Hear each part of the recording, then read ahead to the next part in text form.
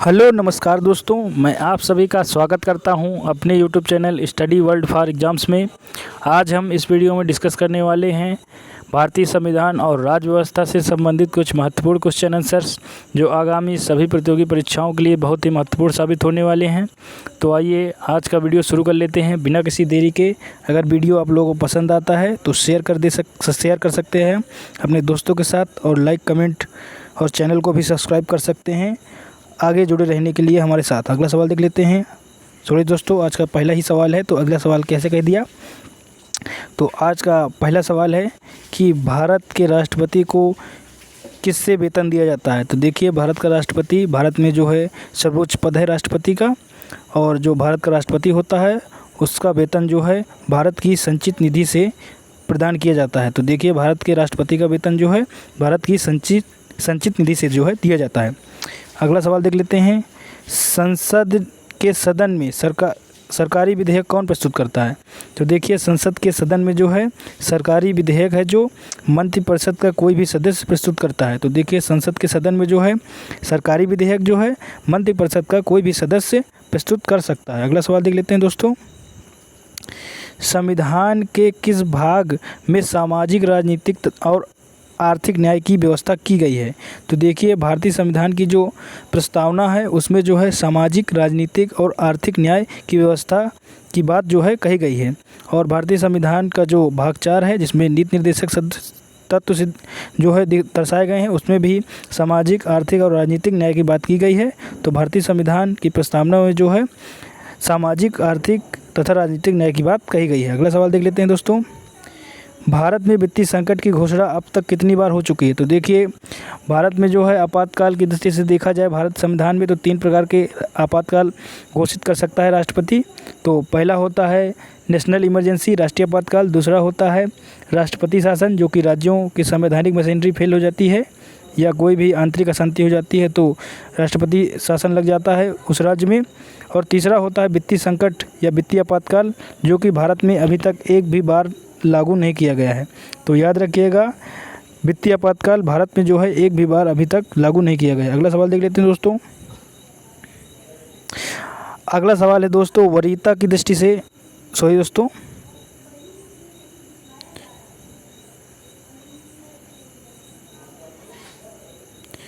अगला सवाल देख लेते हैं बिना किसी देरी के।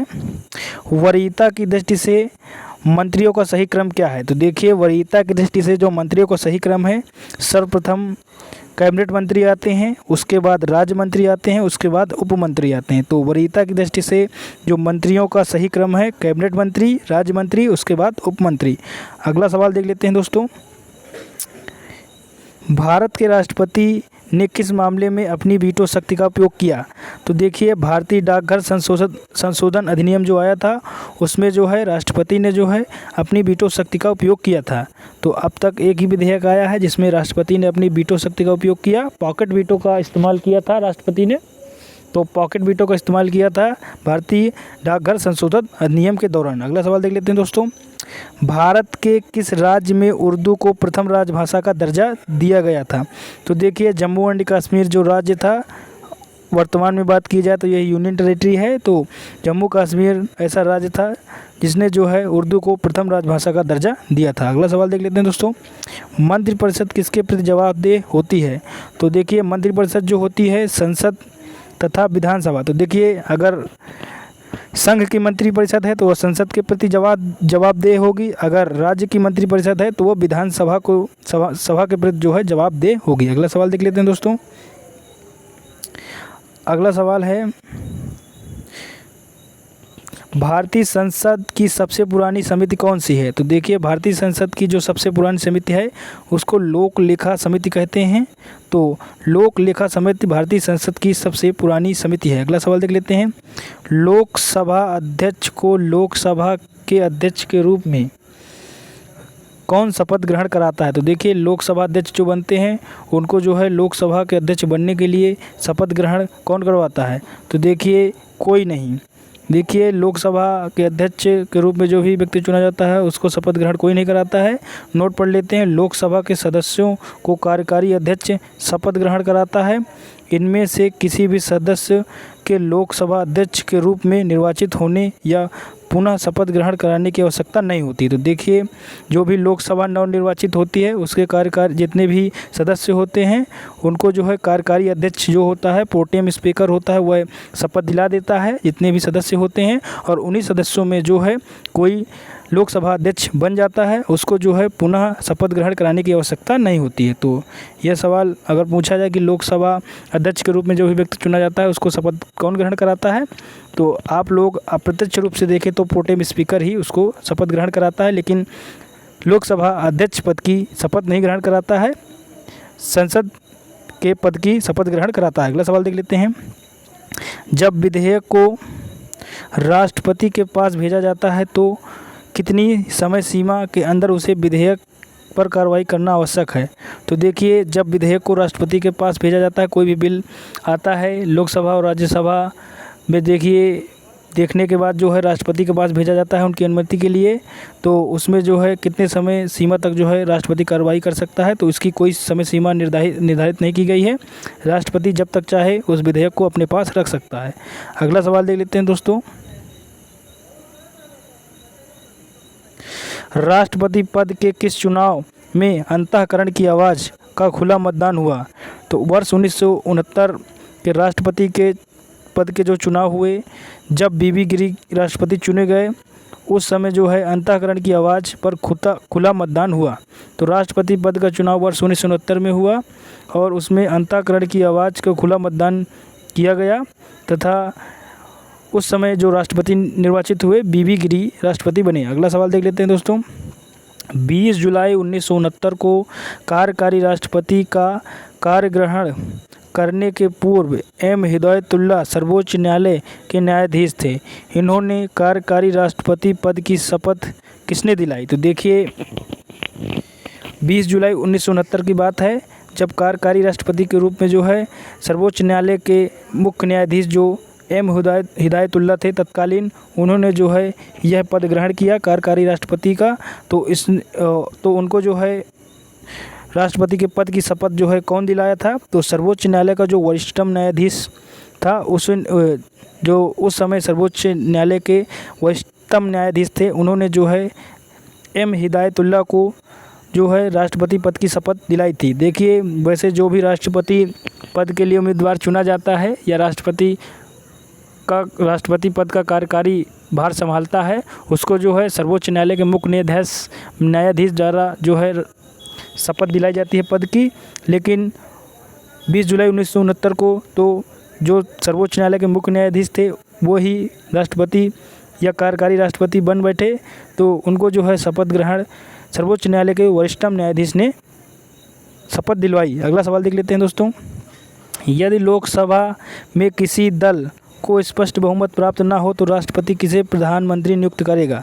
तो देखिए, अगर लोकसभा का चुनाव होता है और जितने भी दल हैं उनमें से किसी भी दल को जो है स्पष्ट बहुमत प्राप्त ना हो तो राष्ट्रपति विवेक का प्रयोग करके अपनी पसंद के किसी भी व्यक्ति को जो आवश्यक बहुमत जुटा सके उसको जो है सरकार बनाने के लिए, प्रधानमंत्री बनने के लिए जो है आमंत्रित करेगा। और राष्ट्रपति को जिस पर विश्वास होगा कि यह बहुमत प्राप्त कर लेगा, खुद का दल मिलाकर अपने सहयोगी दल से मिलकर को जो है बहुमत प्राप्त कर लेगा, तो उसी को जो है विवेक के आधार पर सरकार बनाने की मांग जो है सरकार बनाने को जो है आग्रह कर लेता है राष्ट्रपति अपने विवेक के आधार पर। अगला सवाल देख लेते हैं दोस्तों। सामूहिक रूप से मंत्रिपरिषद किसके प्रति उत्तरदायी होती है। तो देखिए, जो मंत्रिपरिषद होती है, ये केंद्र की मंत्रिपरिषद की बात की गई है, तो केंद्र की जो मंत्रिपरिषद होती है सामूहिक रूप से लोकसभा के प्रति जो है उत्तरदायी होती है। अगला सवाल देख लेते हैं। तो लोकसभा के प्रति जो है सामूहिक रूप से मंत्रिपरिषद उत्तरदायी होती है। अगला सवाल देख लेते हैं। संविधान का व्याख्याकार और संरक्षक कौन है। तो देखिए, संविधान का व्याख्याकार तथा संरक्षक सर्वोच्च न्यायालय सुप्रीम कोर्ट को माना जाता है। तो संविधान का व्याख्याकार तथा संविधान का संरक्षक सर्वोच्च न्यायालय को कहा जाता है। अगला सवाल देख लेते हैं। कितने राज्यों में द्विसदनात्मक विधानमंडल है, उनके नाम क्या क्या हैं। तो देखिए, भारत में कुछ ही ऐसे राज्य हैं जिनमें देखिए द्विसदनीय शासन व्यवस्था या द्विसदनीय शासन प्रणाली है, जिसमें लोकसभा और राज्यसभा दोनों लोकसभा नहीं, राज्य स्तर की बात की जाए तो मंत्री जो विधानमंडल होता है तो विधानमंडल विधानसभा तथा विधान परिषद से मिलकर होता है। तो भारत में जो है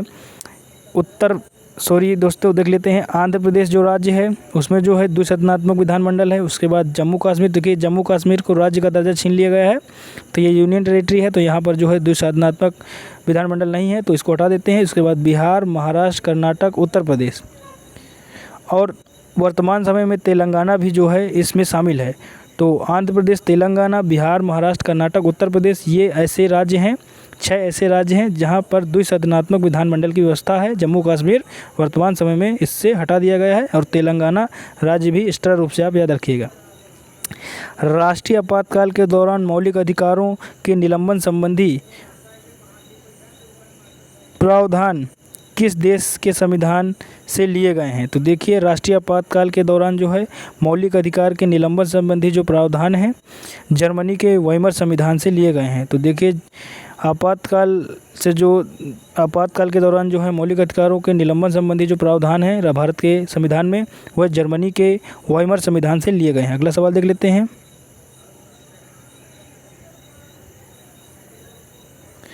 संपत्ति के मौलिक अधिकार को किस संविधान संशोधन द्वारा हटाया गया?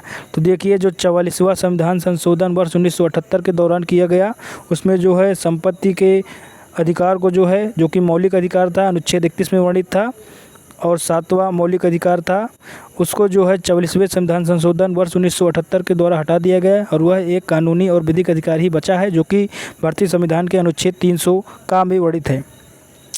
नागरिकता प्राप्त करने व खोने के विषय में विस्तार से चर्चा कहाँ पर की गई है? तो देखिए 1955 में जो नागरिकता कानून आया था, नागरिकता कानून अधिनियम जो आया था 1955, उसमें जो है नागरिकता प्राप्त करने तथा खोने के विषय में विस्तार से चर्चा की गई है। अगला सवाल देख लेते हैं।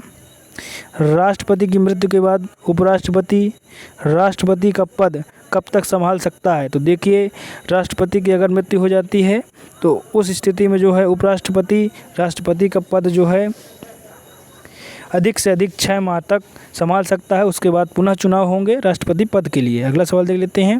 संविधान में मंत्रिपरिषद के प्रधान के रूप में प्रधानमंत्री होने का प्रावधान किस अनुच्छेद में वर्णित है?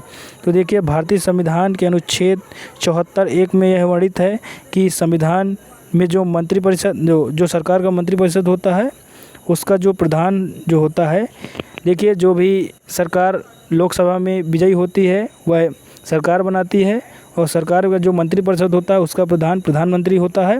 यह भारतीय संविधान के अनुच्छेद 74(1) में वर्णित है। तो याद रखिएगा अनुच्छेद 74(1) में यह वर्णित है कि मंत्रिपरिषद का प्रधानमंत्री होगा। आज का वीडियो यहीं समाप्त होता है दोस्तों। अगर आप लोगों को वीडियो पसंद आया है तो लाइक कर सकते हैं, अपने दोस्तों के साथ शेयर भी कर सकते हैं और मेरा चैनल सब्सक्राइब कर लीजिएगा ताकि मेरे नेक्स्ट वीडियो का अपडेट आप लोगों तक ज़रूर पहुँचे। तब तक के लिए बहुत बहुत धन्यवाद दोस्तों। नमस्कार।